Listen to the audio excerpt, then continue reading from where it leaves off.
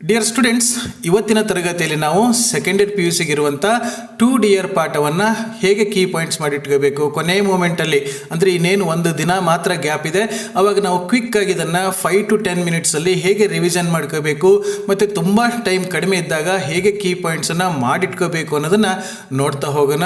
ಇಲ್ಲಿ point number 1, ಟೊಯ್ Kingdom ಅಥವಾ tiny Kingdom ಅಂತ ಕರೀತಾರೆ. ಇದು ಪಾಠದ ಸ್ಟಾರ್ಟಿಂಗ್ನಲ್ಲೇ ಬರ್ತದೆ.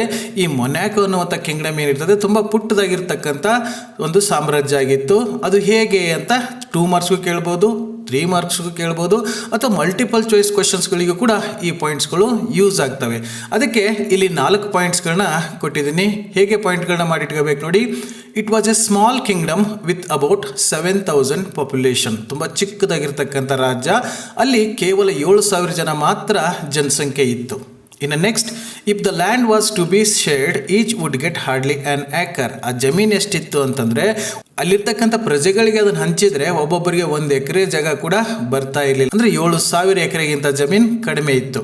It has A small army consisting only 60 soldiers. ಅದು ಚಿಕ್ಕದಾಗಿರ್ತಕ್ಕಂಥ ರಾಜ್ಯ ಇದ್ರೂ ಕೂಡ ಅದಕ್ಕೆ ಒಂದು ಸೈನ್ಯ ಅಂತ ಇತ್ತು. ಆ ಸೈನ್ಯದಲ್ಲಿ ಕೇವಲ 60 ಜನ ಮಾತ್ರ ಸೈನಿಕರು ಇರ್ತಾ ಇದ್ರು. But it had A king, A palace, ministers, army etcetera. ದೊಡ್ಡ ಸಾಮ್ರಾಜ್ಯದಲ್ಲಿ ಏನೇನು ಇರ್ತದೋ ಅದೆಲ್ಲ ಸಣ್ಣ ಪ್ರಮಾಣದಲ್ಲಿ ಅಲ್ಲಿತ್ತು. ಏನೇನಿತ್ತು, ಒಬ್ಬ ರಾಜ ಇದ್ದ, ಒಂದು ಅರಮನೆ ಇತ್ತು, ಮಂತ್ರಿಗಳೆಲ್ಲ ಇದ್ದರು, ಆರ್ಮಿ ಇತ್ತು. ಸೊ ಹಾಗಾಗಿ ಅದನ್ನು ಟೊಯ್ ಕಿಂಗ್ಡಮ್ ಅಥವಾ ಟೈನಿ ಕಿಂಗ್ಡಮ್ ಅಂತ ಕರೀತಾರೆ. ಇನ್ನು ನೆಕ್ಸ್ಟ್ ಪಾಯಿಂಟ್, ಟ್ಯಾಕ್ಸೇಷನ್. ಬೇರೆ ರಾಜ್ಯಗಳಲ್ಲಿ ಹೇಗೆ ತೆರಿಗೆ ಹಾಕ್ತಾರೆ, ಆ ಪುಟ್ಟದಾಗಿರ್ತಕ್ಕಂಥ ರಾಜ್ಯದಲ್ಲೂ ಕೂಡ ತೆರಿಗೆಯನ್ನು ಹಾಕ್ತಾ ಇದ್ರು. ಅಲ್ಲಿಂದ ಬಂದಿರತಕ್ಕಂಥ ಆ ತೆರಿಗೆಯಿಂದನೇ ಆ ರಾಜ ತನ್ನ ಸಾಮ್ರಾಜ್ಯವನ್ನು ನಡೆಸ್ತಾ ಇದ್ದ. ಅಲ್ಲಿ ಟ್ಯಾಕ್ಸೇಷನ್ ಹೇಗಿತ್ತು ಅಂತ ಅದ್ರ ಬಗ್ಗೆ ನಿಮಗೆ 2 ಮಾರ್ಕ್ಸ್ ಅಥವಾ 3 ಮಾರ್ಕ್ಸ್ ಕ್ವಶನ್ ಅನ್ನು ಕೇಳ್ಬೋದು. ಅದನ್ನು ಹೇಗೆ ಪಾಯಿಂಟ್ ಮಾಡಿ ಇಟ್ಕೋಬೇಕು ನೋಡಿ. There were taxes on tobacco, wine, spirit and poll tax. ತಂಬಾಕಿನ ಮೇಲೆ ಟ್ಯಾಕ್ಸ್ ಹಾಕ್ತಾಯಿದ್ರು, ವೈನ್ ಮೇಲೆ ಹಾಕ್ತಾಯಿದ್ರು, ಸ್ಪಿರಿಟ್ ಮೇಲೆ ಹಾಕ್ತಾಯಿದ್ರು, ಹಾಗೆ ಪೋಲ್ ಟ್ಯಾಕ್ಸ್ ಅಂದರೆ ಒಬ್ಬೊಬ್ಬರಿಗೆ ಇಂತಿಷ್ಟು ತೆರಿಗೆ ಅಂತ ಹಾಕ್ತಾಯಿದ್ರು. The king receives special revenue from gaming houses where people play roulette. ಅವನಿಗೆ ಸ್ಪೆಷಲ್ ಸೋರ್ಸ್ ಆಫ್ ರೆವೆನ್ಯೂ ಕೂಡ ಇತ್ತು. ಯಾಕೆ ಅಂದರೆ ಈ ಟೊಬ್ಯಾಕೋ, ವೈನ್, ಸ್ಪಿರಿಟಿಂದ ಬರ್ತಕ್ಕಂಥ ಟ್ಯಾಕ್ಸಿಂದ ಸಾಮ್ರಾಜ್ಯ ನಡೆಸೋದಕ್ಕೆ ಅವನಿಗೆ ದುಡ್ಡು ಸಾಕಾಗ್ತಿರ್ಲಿಲ್ಲ. ಹಾಗಾಗಿ ಒಂದು ಸ್ಪೆಷಲ್ ಸೋರ್ಸ್ ಆಫ್ ರೆವೆನ್ಯೂ ಇತ್ತು. ಅದು ಯಾವುದು ಅಂತಂದರೆ ಗೇಮಿಂಗ್ ಹೌಸಸ್ಸನ್ನು ನಡೆಸ್ತಾ ಇದ್ರು. ಅಲ್ಲಿ ಜನ ರೌಲೆಟನ್ನು ಆಡ್ತಾಯಿದ್ರು, ಜ್ಯೂಸ್ ಆಡ್ತಾಯಿದ್ರು. The owner of the gaming house receives money whether the player lose or win. Out of his profit he pays a large amount to the king. ಅಲ್ಲಿ ಬರ್ತಕ್ಕಂಥ ಆಟ ಆಡೋರೇನು ಜ್ಯೂಸ್ಗಾರಿದ್ರಲ್ಲ, ಅವರು ಸೋಲ್ಲಿ ಗೆಲ್ಲಿ ಆ ಓನರ್ಗೆ ಇಂತಿಷ್ಟು ಅಂತ ಪ್ರಾಫಿಟ್ ಸಿಗ್ತಾನೆ ಇತ್ತು. ಆ ಪ್ರಾಫಿಟಲ್ಲಿ ಹೆಚ್ಚಿನದನ್ನು ಅವನು ರಾಜನಿಗೆ ಕೊಡ್ತಾ ಇದ್ದ. ಹಾಗಾಗಿ ಇದನ್ನು ಸ್ಪೆಷಲ್ ಸೋರ್ಸ್ ಆಫ್ ರೆವೆನ್ಯೂ ಇದೆಲ್ಲ ತಗೊಂಡು ಅವನು ತನ್ನ ರಾಜ್ಯವನ್ನು ನಡೆಸ್ತಾ ಇದ್ದ. ಸೊ ಇನ್ನು ನೆಕ್ಸ್ಟ್ ಪಾಯಿಂಟ್ ಏನು ನೋಡಿ.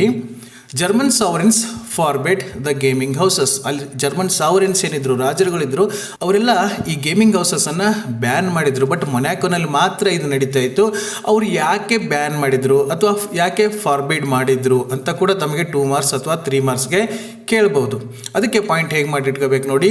The gaming houses did so much harm to people. ಅದರಿಂದ ಜನರಿಗೆ ತುಂಬ ಹಾನಿ ಆಗ್ತಾ ಇತ್ತು. ಹೇಗೆ, a man would come and try his luck. ಅಲ್ಲಿ ಜೂಜಾಡಕ್ಕೆ ಬಂದವನು ಸ್ವಲ್ಪ ದುಡ್ಡು ಹಾಕಿಬಿಟ್ಟು ತನ್ನ ಲಕ್, ಹಣೆ ಬರ ಚೆನ್ನಾಗಿದ್ರೆ ನೋಡೋಣ ದುಡ್ಡು ಸಿಗುತ್ತೆ ಅಂತ ಟ್ರೈ ಮಾಡ್ತಾನೆ. Then he would risk all he had and lose it. ತನ್ನಲ್ಲಿರ್ತಕ್ಕಂಥ ದುಡ್ಡೆಲ್ಲ ಹಾಕಿಬಿಟ್ಟು ಕಳ್ಕೊಂಡ್ಬಿಡ್ತಾನೆ. He would even risk money that did not belong to him and lose that too. ತನ್ನ ಹತ್ರ ಇದು ದುಡ್ಡು ಖಾಲಿ ಆದಾಗ ಏನು ಮಾಡ್ತಾನೆ, ಬೇರೆಯವ್ರ ಹತ್ರ ಸಾಲ ಮಾಡ್ಕೊಂಡವರು ತಂದು ದುಡ್ಡನ್ನ ಅಲ್ಲಿ ಹಾಕ್ತಾನೆ. ಲಾಭ ಸಿಗಬಹುದು, ಗೆಲ್ಬೋದು ಅಂತ ಹಾಕ್ತಾನೆ, ಅದನ್ನು ಕಳ್ಕೊಂಡು ಬಿಡ್ತಾನೆ. ಅವಾಗ ಏನಾಗುತ್ತೆ, and then in despair he would drown or shot himself. ದುಡ್ಡೆಲ್ಲ ಕಳ್ಕೊಂಡು ಸಾಲ ಎಲ್ಲ ಮಾಡ್ಕೊಂಡಾದ್ಮೇಲೆ ಬಿಡ್ತಾನೆ, ಹತಾಶನಾಗ್ಬಿಟ್ಟು ಏನು ಮಾಡ್ತಾನೆ, ಎಲ್ಲಾದರೂ ಬಾವಿನೋ ಕೆರೆನೋ ಬಿದ್ದು ಸಾಯ್ತಾನೆ, ಇಲ್ಲ ತನ್ನಂತಾನೆ ಶೂಟ್ ಮಾಡ್ಕೊಂಡು ಸಾಯ್ತಾನೆ. ಈ ಒಂದು ಕಾರಣಗಳಿಂದ ಏನು ಮಾಡ್ತಾರೆ, ಜರ್ಮನ್ ಸಾವರಿನ್ಸ್ ಆ ಗೇಮಿಂಗ್ ಹೌಸಸನ್ನು ಬ್ಯಾನ್ ಮಾಡಿರ್ತಾರೆ. ಆದರೆ ಮೊನ್ಯಾಕೋನಲ್ಲಿ ಮಾತ್ರ ಇದು ನಡೀತಾನೆ ಇರ್ತದೆ. ಇನ್ನು next point, A dirty business. ಅಂದರೆ ಗೇಮಿಂಗ್ ಹೌಸಸ್ಸನ್ನೇ ಇಲ್ಲಿ ಡರ್ಟಿ ಬಿಸ್ನೆಸ್ ಅಂತ ಕರೀತಾರೆ. ಜನರಿಗೆ ತೊಂದರೆ ಆದರೂ ಕೂಡ ಈ ಮೊನ್ಯಾಕೋನಲ್ಲಿ ರಾಜ ನಡೆಸ್ಕೊಂಡು ಹೋಗ್ತಾ ಇದ್ದ, ಅವನಿಗೂ ಕೂಡ ಇದು ಕೆಟ್ಟ ಬಿಸ್ನೆಸ್ ಅಂತ ಗೊತ್ತಿತ್ತು. ಅಥವಾ ಇಲ್ಲೊಂದು ಗಾದೆ ಮಾತು ಹೇಳ್ತಾರೆ, you can't earn stone palace by honest labour. ಪ್ರಾಮಾಣಿಕವಾಗಿ ಕೆಲಸ ಮಾಡಿಬಿಟ್ಟು ನೀನು ಕಲ್ಲಿನ ಅರಮನೆಯನ್ನು ಕಟ್ಟೋಕ್ಕಾಗಲ್ಲ, ಹೇಗೆ ಅಂತ ಇಲ್ಲೆಲ್ಲ ಕ್ವಶನ್ ಕೇಳಿದಾಗ ಈ ಪಾಯಿಂಟ್ಸ್ಗಳನ್ನ ನೆನ್ಪಿಟ್ಕೊಳ್ಳಿ. ತಾವು ಇದನ್ನು ಬರೆದು ಬಿಟ್ಟರೆ ಆನ್ಸರ್ ಆಗಿ ಹೋಗುತ್ತೆ. The king has to live as a king. ತುಂಬ ಚಿಕ್ಕದಾಗಿರ್ತಕ್ಕಂಥ ರಾಜ್ಯ. ಅವನಿಗೆ ಇನ್ಕಮ್ ಸೋರ್ಸಸ್ ಜಾಸ್ತಿ ಇರಲಿಲ್ಲ, ಟ್ಯಾಕ್ಸ್ ಆಗ್ತಾ ಇತ್ತ, ಬಟ್ ಅದರಿಂದ ರಾಜ್ಯ ನಡೆಸೋಕೆ ಆಗ್ತಾ ಇರಲಿಲ್ಲ. ಗೇಮಿಂಗ್ ಹೌಸಸನ್ನು ಅವನು ನಡೆಸಲೇಬೇಕಾಗಿತ್ತು. ಯಾಕೆ ಅಂದರೆ ಅದರಿಂದ ಬಂದಿರತಕ್ಕಂಥ ದುಡ್ಡದಲ್ಲೇ ಅವನು ರಾಜಂತರ ಮೆರಿತಾ ಇದ್ದ. He was much interested in all his ceremonies. ದೊಡ್ಡ ದೊಡ್ಡ ರಾಜರುಗಳು ಹೇಗೆ ಕೆಲವೊಂದು ಆಚರಣೆಗಳು ಮಾಡ್ತಾರೆ ಇವನು ಕೂಡ ಮಾಡ್ಕೋತಾ ಇದ್ದ.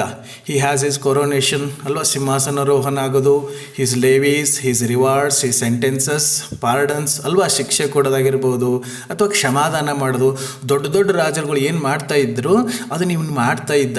He also had his reviews, councils, law, courts of justice, just like any other king, only on a smaller scale. ದೊಡ್ಡ ದೊಡ್ಡ ರಾಜರುಗಳು ಏನೇನು ಮಾಡ್ತಾಯಿದ್ರು ಅದನ್ನೆಲ್ಲನೂ ಇವನು ಮಾಡಬೇಕಂತ ಇದ್ದ. ಅದನ್ನೆಲ್ಲ ಮಾಡಬೇಕಾಗಿತ್ತು ಅಂದರೆ ಇವನಿಗೆ ಇನ್ಕಮ್ ಕಡಿಮೆ ಇತ್ತು. ಹಾಗಾಗಿ ಇದು ಡರ್ಟಿ ಬಿಸ್ನೆಸ್ ಅಂತ ಗೊತ್ತಿದ್ರು ಕೂಡ ಈ ಗೇಮಿಂಗ್ ಹೌಸಸ್ಸನ್ನು ಅವನು ನಡೆಸ್ಕೊಂಡು ಹೋಗ್ತಾ ಇದ್ದ. The tax earned by sources was not enough for the king to maintain his courtiers and officials and his kingdom. ಅಲ್ವಾ, ರಾಜ್ಯ ಇದೆ, ರಾಜ್ಯದಲ್ಲಿ ಮಂತ್ರಿಗಳಿದ್ದಾರೆ, ಸೈನ್ಯ ಇದೆ, ಅವರೆಲ್ಲರಿಗೂ ಕೂಡ ಸಂಬಳ ಕೊಡಬೇಕು, ಖರ್ಚು ಜಾಸ್ತಿ ಆಗೋದಲ್ವಾ. So he had to run gaming houses. So ಅದು ಡರ್ಟಿ ಬಿಸ್ನೆಸ್ ಅಂತ ಗೊತ್ತಿದ್ರು ಕೂಡ, ಕೆಟ್ಟದ್ದು, ಜನರಿಗೆ ತೊಂದರೆ ಆಗುತ್ತಂತ ಗೊತ್ತಿದ್ರು ಕೂಡ ಈ ರಾಜ ಏನು ಮಾಡ್ತಾ ಇದ್ದ, ಆ ಗೇಮಿಂಗ್ ಹೌಸಸ್ಸನ್ನು ನಡೆಸ್ಕೊಂಡು ಹೋಗ್ತಾ ಇದ್ದ. ಇನ್ನು ನೆಕ್ಸ್ಟ್ ಏನಾಗುತ್ತೆ, ಮರ್ಡರ್ ಆ್ಯಂಡ್ ಡೆತ್ ಸೆಂಟೆನ್ಸ್. ಅಂಥ ಒಂದು ರಾಜ್ಯದಲ್ಲಿ, ಚಿಕ್ಕ ರಾಜ್ಯದಲ್ಲಿ ರಾಜ್ಯವನ್ನು ನಡೆಸೋದೇ ರಾಜನೇ ಕಷ್ಟ ಆಗಿತ್ತು. ಅಲ್ಲಿ ಒಂದು ಮರ್ಡರ್ ಆಗುತ್ತೆ, ಒಬ್ಬ ಕ್ರಿಮಿನಲ್ ಮರ್ಡರ್ ಮಾಡ್ತಾನೆ, ಆ್ಯಂಡ್ ಡೆತ್ ಸೆಂಟೆನ್ಸ್, ಅವನಿಗೆ ಮರಣದಂಡನೆಯನ್ನು ಕೊಡ್ತಾರೆ. ಅವಾಗ ಏನೇನಾಗುತ್ತೆ ನೋಡಿ, a man committed a murder in Monaco and he was sentence to death. ಅವನು ಮರ್ಡರ್ ಮಾಡ್ತಾನೆ, ಕ್ರಿಮಿನಲ್, ಅವನಿಗೆ ಕೋರ್ಟಲ್ಲಿ ಟ್ರಯಲ್ ಎಲ್ಲ ನಡೀತದೆ, ಎಲ್ಲರೂ ಕೂಡಿ ಅವನಿಗೆ ಮರಣದಂಡನೆಯನ್ನು ಕೊಡ್ತಾರೆ. ಅಲ್ಲಿ ಮರಣದಂಡನೆ ಹೇಗಿತ್ತು ಅಂದರೆ to have his head cut off. ಈ ಥರ ನೇಣಿಗೆ ಹಾಕ್ತಕ್ಕಂಥ ಪದ್ಧತಿ ಅಲ್ಲಿರಲಿಲ್ಲ, ಅವನ ತಲೆನ ಕಟ್ ಮಾಡಬೇಕಾಗಿತ್ತು. ಆ ಶಿಕ್ಷೆ ಅವನು ವಿಧಿಸಿದ್ರು. But Monaco had no guillotine and executioner. ಅಲ್ಲಿ ಒಂದು ಹಿಚ್ಚಿತ್ತು, ತೊಡಕಿತ್ತು. ಆ ಶಿಕ್ಷೆನ ಜಾರಿಗೊಳಿಸಬೇಕಾಗಿತ್ತು ಅಂದರೆ ಆ ತಲೆ ಕಟ್ ಮಾಡೋದಕ್ಕೆ ಅವ್ರ ಹತ್ರ ಗ್ಯಾಲಟಿನ್ ಮಷಿನ್ ಇರಲಿಲ್ಲ, ಅದನ್ನು ಆಪ್ರೇಟ್ ಮಾಡ್ತಕ್ಕಂಥ ಎಕ್ಸಿಕ್ಯೂಷನರ್ ಇರಲಿಲ್ಲ.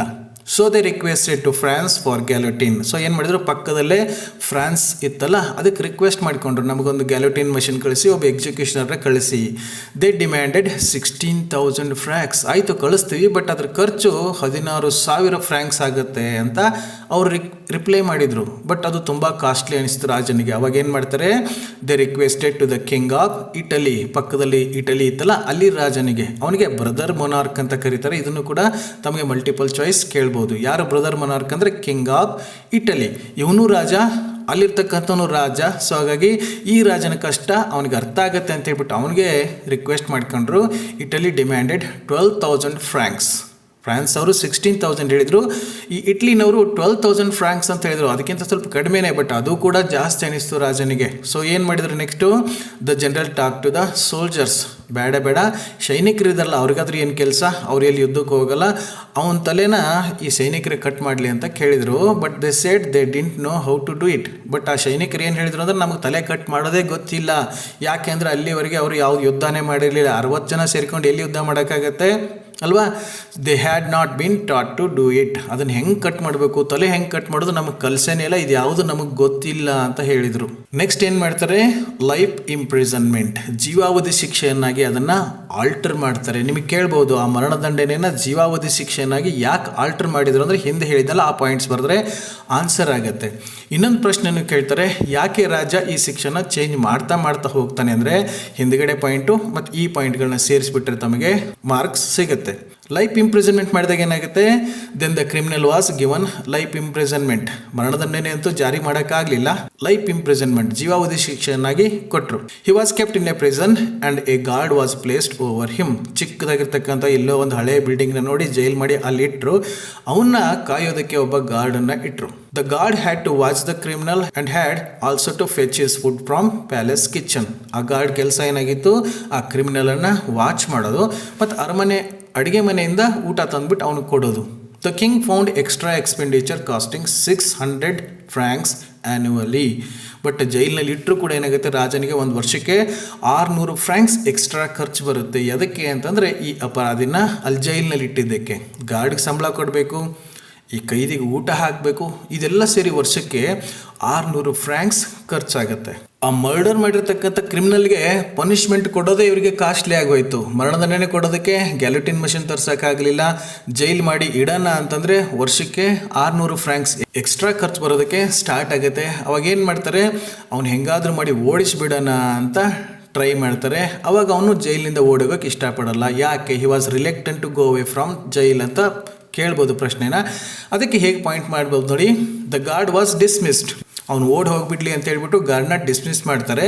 But the criminal did not try to escape. ಅವನು ಓಡ್ ಹೋಗಲೇ ಇಲ್ಲ. ಗಾರ್ಡ್ ಇಲ್ಲ ಅಂದರೆ ಏನಾಯಿತು, ತಾನೇ ಜೈಲಿನಿಂದ ಹೊರಗೆ ಬರ್ತಾ ಇದ್ದ, ಅರಮನೆಗೆ ಹೋಗ್ಬಿಟ್ಟು ಊಟ ತಗೊಂಡು ಬರ್ತಾ ಇದ್ದ, ಊಟ ಮಾಡಿಬಿಟ್ಟು ಜೈಲೊಳಗೆ ಹೋಗಿ ತಾನೇ ಬಾಗಿಲು ಹಾಕೊಂಡು ಮಲ್ಕೊಂಡು ಬಿಡ್ತಾ ಇದ್ದ, ಓಡ್ ಹೋಗಲೇ ಇಲ್ಲ. ಅವಾಗ ಮಂತ್ರಿನೇ ಹೋಗ್ಬಿಟ್ಟು ಅವನು ಓಡ್ ಹೋಗು ಅಂತ ಹೇಳಿದಾಗ ನಾನು ಓಡ್ ಹೋಗಲ್ಲ ಅಂತ ಹೇಳ್ತಾನೆ. ಅದಕ್ಕೆ ಅವ್ನು ಕೆಲವೊಂದು ಕಾರಣಗಳನ್ನ ಕೊಡ್ತಾನೆ. ಅದನ್ನು ಎಕ್ಸಾಮಲ್ಲಿ ಕೇಳ್ತಕ್ಕಂಥ ಚಾನ್ಸಸ್ ಇದೆ, ನೆನ್ಪಿಟ್ಕೊಳ್ಳಿ. ಏನೇನು ನೋಡಿ ಅವ್ನು ಕೊಡ್ತಕ್ಕಂಥ ಕಾರಣ, they had ruined his character by their sentence. ಇವ್ರು ಕೊಟ್ಟಿರ್ತಕ್ಕಂಥ ಶಿಕ್ಷೆ ಇತ್ತಲ್ಲ, ಡೆತ್ ಪನಿಷ್ಮೆಂಟ್ ಇರ್ಬೋದು ಅಥವಾ ಜೀವಾವಧಿ ಶಿಕ್ಷೆ ಇರ್ಬೋದು, ಅದರಿಂದ ಒಬ್ಬ ಕೊಲೆಗಡಕ, ಅವನೊಬ್ಬ ಅಪರಾಧಿ ಅಂತ ಜನ ಎಲ್ಲ ಅಂದ್ಕೊಂಡ್ಬಿಟ್ಟಿದ್ರು. ಸೊ ಹೀಗಾಗಿ ನೀವು ಕೊಟ್ಟಿರ್ತಕ್ಕಂಥ ಶಿಕ್ಷೆಯಿಂದ ನನ್ನ ಕ್ಯಾರೆಕ್ಟರ್ ಹಾಳು ಮಾಡಿದ್ದೀರಾ. People would turn their backs on him. ಈಗ ಜನ ಅವನ ಕಡೆ ಯಾರೂ ನೋಡಲ್ಲ, ಎಲ್ಲರೂ ಕೂಡ ಬೆನ್ ತಿರುಗಿಸ್ತಾರೆ, ಅಂದರೆ ಇವನನ್ನು ತಿರಸ್ಕಾರ ಮಾಡ್ತಾರೆ ಅಂತ. He had got out of the way of working. ಇನ್ನೊಂದು ರೀಸನ್ ಏನು ಅಂದರೆ, ಈಗ ಜೈಲಿನಲ್ಲಿ ಇದ್ಕೊಂಡು ಕೂತ್ಕೊಂಡು ತಿಂದು ಕೆಲಸ ಮಾಡ್ತಕ್ಕಂಥ ಅಭ್ಯಾಸನೇ ಹೋಗ್ಬಿಟ್ಟಿದೆ ನನಗೆ. They had treated him badly. ನೀವು ನಮ್ಮ ತುಂಬ ಕೆಟ್ಟದಾಗಿ ನಡೆಸ್ಕೊಂಡಿದ್ದೀರಾ, ನಾನು ಓಡ್ ಹೋಗೋದೇ ಇಲ್ಲ ಅಂತ ಅವನು ಹೇಳ್ತಾನೆ. ಈ ಕಾರಣಗಳನ್ನ ತಾವು ನೆನ್ಪಿಟ್ಕೊಳ್ಳಿ, 2 or 3 ಮಾರ್ಕ್ಸ್ಗೆ ಬರೆಯೋದಕ್ಕೆ ಯೂಸ್ ಆಗುತ್ತೆ. ಇಲ್ಲಿ ತಾವು ಇನ್ನೊಂದು ಪಾಯಿಂಟನ್ನು ನೆನ್ಪಿಟ್ಕೋಬೇಕು. ಯಾಕೆ ಅಂತಂದರೆ ಇಲ್ಲಿಗೆ ಪಾಠ ಮುಗಿದು ಹೋಗಲ್ಲ. ಕ್ರಿಮಿನಲ್ಸ್ ಲೈಫ್ ಆಫ್ಟರ್ ರಿಲೀಸ್, ಅಲ್ಲಿಂದ ಬಿಡುಗಡೆ ಆದಮೇಲೆ ಅವ್ನು ಹೇಗೆ ಜೀವನ ನಡೆಸ್ತಾನೆ ಅನ್ನೋದನ್ನು ಕೂಡ 3 ಮಾರ್ಕ್ಸ್ಗೆ ಕೇಳ್ಬೋದು, ಅಥವಾ ಮಲ್ಟಿಪಲ್ ಚಾಯ್ಸ್ ಕೂಡ ಇಲ್ಲಿ ಕೇಳ್ಬೋದು. ಇದಕ್ಕೆ ನಾವು ಕೀ ಪಾಯಿಂಟ್ಸ್ಗಳನ್ನ ಹೇಗೆ ಮಾಡ್ಕೋಬೋದು ನೋಡಿ. The criminal was given yearly pension of 600 francs. ಅಲ್ಲಿಂದ ಓಡ್ ಹೋಗು ಅಂತ ಹೇಳಿದರೆ ಅವ್ನು ಹೋಗಲಿಲ್ಲ. ಅದಕ್ಕೆ ಇವ್ರು ಏನು ಮಾಡ್ತಾರೆ, ವರ್ಷ ನಿನಗೆ ಪೆನ್ಷನ್ ಕೊಡ್ತೇವಪ್ಪ 600 francs, ದಯವಿಟ್ಟು ಇಲ್ಲಿಂದ ಹೊರಟು ಹೋಗು ಅಂತ ಹೇಳಿದ್ರು. ಆ ಕಂಡೀಷನ್ ಮೇಲೆ ಅವನು ಕೂಡ ಒಪ್ಕೊಂಡ. He took 1/3 of his annuity in advance and left king's domain. So 1/3 of his ಆನ್ಯುಟಿನ ಅಡ್ವಾನ್ಸ್ ಆಗಿ ತಗೊಂಡ. 600 francs ಆ್ಯನ್ಯುವಲ್ ಇತ್ತಲ್ಲ, ಅದ್ರಲ್ಲಿ 1/3 ಅಡ್ವಾನ್ಸ್ ಆಗಿ ತಗೋತಾನೆ. ಲೆಫ್ಟ್ ದ ಕಿಂಗ್ಸ್ ಡೊಮೇನ್, ಆ ರಾಜನ ಅರಮನೆ ಆಸ್ಥಾನವನ್ನು ಬಿಟ್ಟು ಹೊರಟು ಹೋಗ್ತಾನೆ. He emigrated and settle just across the frontier. ಅಲ್ಲಿಂದ ತುಂಬ ದೂರ ಏನು ಹೋಗಲಿಲ್ಲ, ವಲಸೆ ಹೋಗ್ಬಿಟ್ಟು ಏನು ಮಾಡ್ತಾನೆ, ಆ ರಾಜ್ಯದ ಬಾರ್ಡ್ರಲ್ಲಿನೇ ಅಲ್ಲೇ ಒಂದು ಚಿಕ್ಕದೊಂದು ಮನೆ ಕಟ್ಕೊಂಡು ಸೆಟ್ಲ್ ಆಗ್ತಾನೆ. He bought a bit of land and started market gardening and lived comfortably. ಅಲ್ಲೇ ಚಿಕ್ಕದೊಂದು ಮನೆ ಕಟ್ಕೊಂಡು ಒಂದು ಸ್ವಲ್ಪ ಜಮೀನು ತಗೊಂಡು ಮಾರ್ಕೆಟ್ ಗಾರ್ಡನಿಂಗ್ನ ಮಾಡಿಕೊಂಡು ಆರಾಮಾಗಿ ಕಂಫರ್ಟೇಬಲ್ ಆಗಿ ಬದುಕ್ತಾನೆ. ತಾವು ಈ ರೀತಿಯಾಗಿ ಕೀ ಪಾಯಿಂಟ್ಸ್ಗಳನ್ನ ಬರೆದಿಟ್ಕೊಂಡ್ರೆ ಲಾಸ್ಟ್ ಮೂಮೆಂಟಲ್ಲಿ ತುಂಬ ಕ್ವಿಕ್ಕಾಗಿ ರಿವಿಷನ್ ಮಾಡಿಕೊಂಡು ಎಕ್ಸಾಮ್ಗೆ ಹೋಗೋದಕ್ಕೆ ಯೂಸ್ ಆಗುತ್ತೆ ಅಂತ ಇದನ್ನು ಹೇಳಿದ್ದೀನಿ. ತಾವೆಲ್ಲರೂ ಕೂಡ ಇದನ್ನು ಕೀ ಪಾಯಿಂಟ್ ಮಾಡಿ ಇಟ್ಕೊಳ್ಳಿ, ತಮ್ಗೆ ಉಪಯೋಗ ಆಗುತ್ತೆ ಅಂತ ಅನ್ಕೋತೀನಿ. ಇವತ್ತಿನ ಕ್ಲಾಸ್ ಇಲ್ಲೇ ಮುಗಿಸೋಣ. ಇನ್ನು ನೆಕ್ಸ್ಟ್ ಕ್ಲಾಸಲ್ಲಿ ಮುಂದಿನ ಟಾಪಿಕ್ ಜೊತೆಗೆ ಮತ್ತೆ ಸಿಗೋಣ. So till then take care.